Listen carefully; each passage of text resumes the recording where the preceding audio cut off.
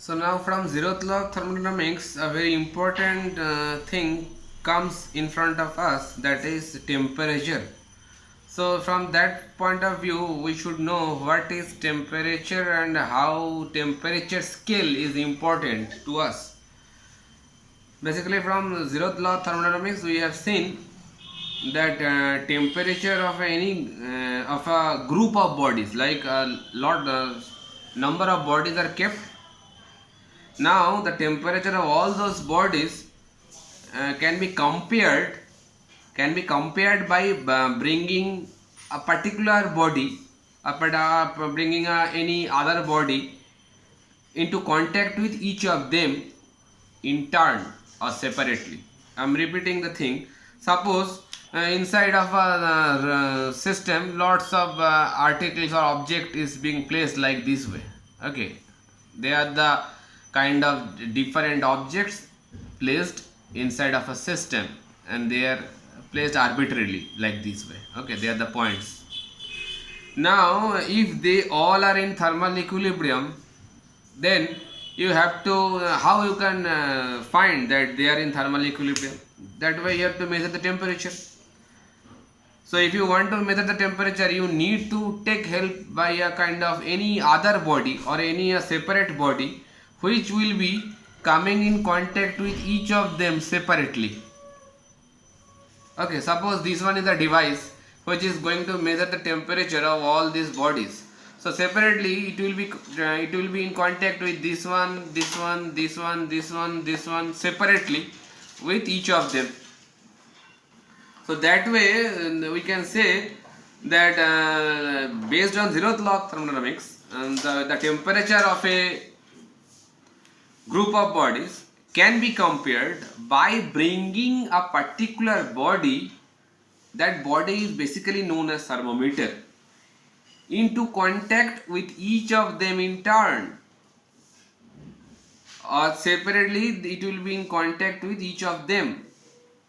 So if we just summarize the thing, what I am just saying now, it will be looking like this, that based on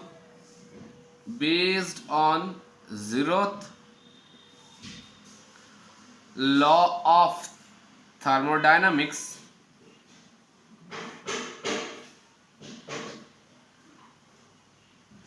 the temperature, in short temp, of a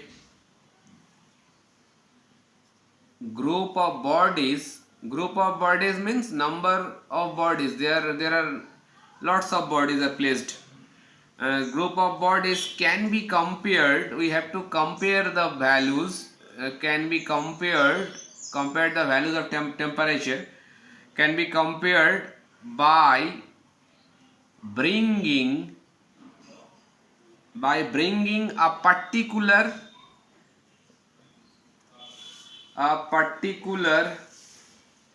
body. A particular body means the kind of measuring instrument. It can be a thermometer, or different kinds of devices are there in the market. They are used to measure this temperature. Particular body, as like as example we can say that is a thermometer. So thermometer can be different type also. A thermometer into contact with each of them in turn or separately, we can also say. So based on zeroth law of thermodynamics, a body is needed to measure the temperature of all those bodies, and just to measure the temperature you have to bring that particular body with contact with each of them in turn, not at the same time, in turn. Okay, so this just to measure the temperature, that particular instrument should have some thermometric property. I am repeating, to quantify the measurement, or if I say like this, to quantify the measurement, the instrument, whatever you are using, the instrument should have thermometric property. Thermometric, it is not a thermodynamic property, mind it. Thermometric properties. What are those thermometric properties? I am coming to it. So it must have some definite thermometric property, and using that thermometric property we can quantify the measurement. That means we quantify the value of temperature. So different kinds of thermometers are there in the market. Like if we make a short table like this, thermometer, and based on thermometric properties,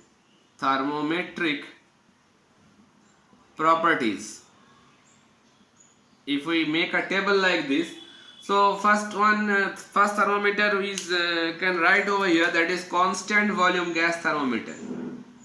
Constant volume, I will write in short, constant volume gas thermometer. In this particular thermometer, the thermometric property which is kept as a fixed value, okay, that means you have to maintain you have to use a value which is nothing but used as a thermometric property. So we have to maintain the thermometric property to measure the the value of temperature. Okay, so constant volume thermometer is a special kind of thermometer. In that particular thermometer, the thermometric property which is being maintained constant, that is the volume. So the thermometric property which is used to quantify the value of temperature, that is the volume. Which volume? The volume of gas. It is being used, it is being stored in a particular chamber. I am not going to discuss detail for that particular thermometer. For you engineering people, you should know that it is a kind of thermometer which is being basically working based on Gay-Lussac law. Gay-Lussac law means a kind of thermodynamic gas law. It is a very conventional law. In that particular law, we can say that for a given mass and constant volume of an ideal gas, the pressure exerted on sides of its container is directly proportional to the absolute temperature. That means pressure directly proportional to the absolute temperature if the volume is being remaining constant, and that is the law which is basically used to measure the temperature with the help of constant volume gas thermometer. The volume of gas is being the thermometric property, and in this particular case volume is maintained constant, but which thermometric property is basically used to measure the temperature?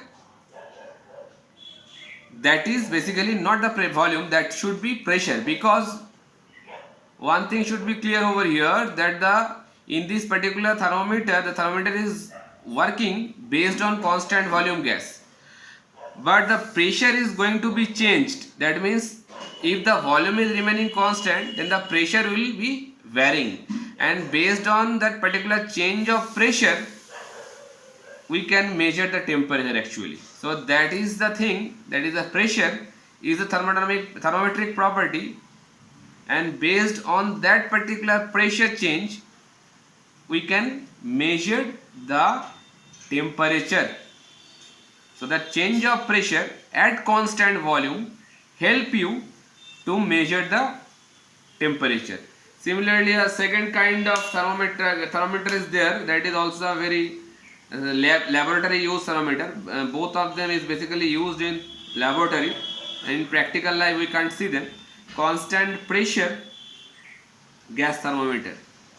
It is also a kind of laboratory used, calibration purpose used thermometer. Both of them basically used for calibration purpose. And in this particular thermometer, the thermometric property which is being maintaining constant, that is the pressure. So change of volume will occur, and the change of volume will help you the quantify the temperature, just the reverse of constant volume. Then a second one is there, that is very common in our life, that is mercury in glass thermometer.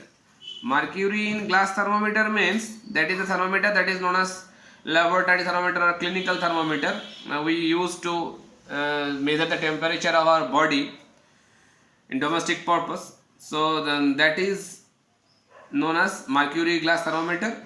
And the thermometric property which is being used to measure the temperature, that is the length of what? Length of that particular glass tube inside of which the mercury is being stored. The length of that particular glass tube is that particular thermometric property which is helping us to quantify the temperature. Similarly, our digital thermometer is also there. You can see nowadays frequently. Digital thermometer is nothing but a thermometer which is basically gives you a digital value of your temperature. So that thermometric property is acting over here, that is the resistance. So change of resistance with the help of supply of heat or rejection of heat. So if heat is added, so resistance will be increased, as well as if the heat is lowered down, the resistance will be lowered down. That we know that from Joule's law, H is equals to I square RT. From your childhood knowledge, you know that. So if that heat is getting increased, so as well as that resistance also will be getting increased. So that's why with the help of that change of resistance, the digital thermometer actually working. So resistance is a thermometric property. Okay, so one device is there that is known as thermocouple. Thermocouple also you know with this particular things, that is basically a bimetallic body using two different metals. Now we are going to measure the temperature, and in this particular case thermal EMF, that means electromagnetic force. Thermal EMF is the thermometric property which helps us to measure the temperature. So these are the common thermometer, whatever we know, and they all are used to measure the temperature of any body, and temperature is being the thermodynamic property which helps us to justify that systems are in thermal equilibrium or not. Okay, now if we want to quantify the value, then we have to set a lower limit or higher limit on that particular scale. That way two different point is being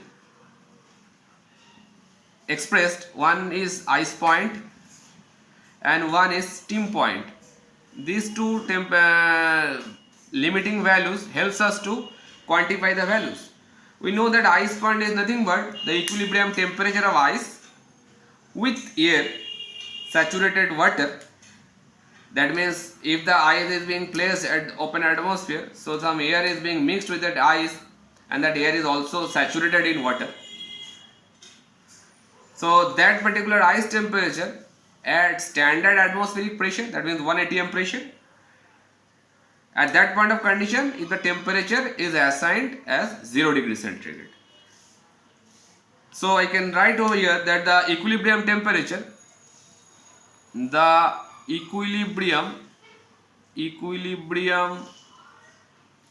temperature of ice with air saturated water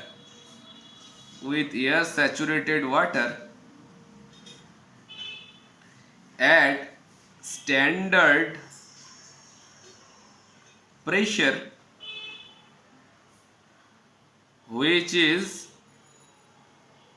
assigned at 0 degrees centigrade, and that is the ice point, and that is the lower limit of any thermometric scale. It can be more less than the 0 degree centigrade, if you set the thermometer to measure the temperature of minus 20 degree centigrade, then the lower limit will be such kind of thing. But ice point, generally it is a point which is known to us because water is very widely used fluid. That's why water is very available for us. That's why solid phase state point of water and the vapor state point of water is being considered like a standard scale. So ice point is that, and as well as steam point also, it can be expressed like this: the equilibrium temperature. In the same manner, the equilibrium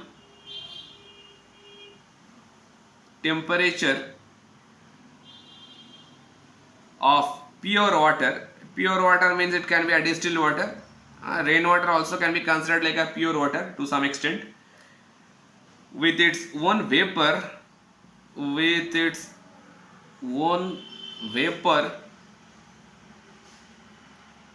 Similarly, at standard atmospheric pressure, that is 1 atmospheric pressure, which is assigned at 100 degrees centigrade. These two values, ice point and steam point, using these two values as a lower limit and higher limit of your thermometric scale, that scale is known as Celsius scale. So if we use both of them like a lower and higher point of any thermometric scale, then that scale is known as Celsius scale. Celsius scale. Basically by the name of scientist, which is known as who is actually known as Anders Celsius. So, and to the just to show him respect, we have named this particular scale by his name, that is Celsius scale.